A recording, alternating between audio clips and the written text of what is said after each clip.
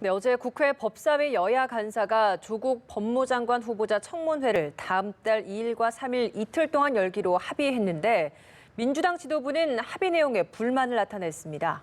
네, 사실상 야당과 재협상을 추진한다는 관측이 나오는데요. 국회 취재기자 연결해서 자세한 내용 들어보겠습니다. 지성림 기자.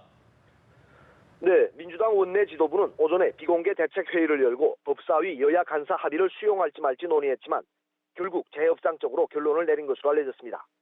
정춘숙 원내대변인은 어제 법사위가 청문회 날짜를 잡은 것과 관련해 상당히 팽팽한 의견이 있었다면서 오늘 법사위 간사회동을 지켜본 뒤 최종 입장을 정리하겠지만 사실상 재협상이라고 밝혔습니다.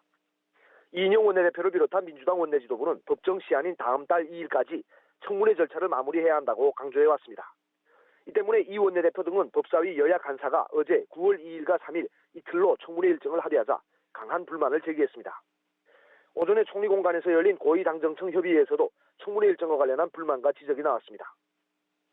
민주당 홍익표 수석 대변인은 9월 3일은 법정 시한을 넘어가는 것이기 때문에 임명권자인 청와대 측의 양해가 선행돼야 하는데 그런 것이 없이 국회에서 법정 시한을 넘겨 일방적으로 합의한 것은 문제가 있다는 얘기가 있었다고 밝혔습니다.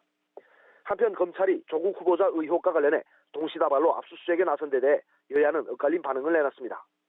민주당 홍익표 수석 대변인은 청문회를 앞둔 시점에 압수수색이 진행된 것에 유감을 표하며 이로 인해 청문회의 정상적 진행에 장애가 발생할 수도 있다는 점에 우려를 표한다고 밝혔습니다.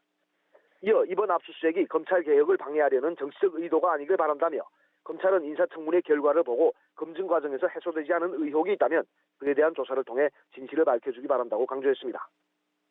반면 한국당 나경원 원내대표는 검찰개혁, 사법개혁을 하겠다는 후보자가 청문회도 열기 전에 수사를 받는데 과연 법무부 장관을 할 수 있겠느냐며 조 후보자는 즉각 사퇴하라고 촉구했습니다. 또 수사가 완전히 끝나기도 전에 법무부 장관이 임명되는 것은 있을 수 없는 일이라며 대통령은 조 후보자를 임명할 생각을 거둬야 한다고 주장했습니다. 지금까지 국회에서 전해드렸습니다.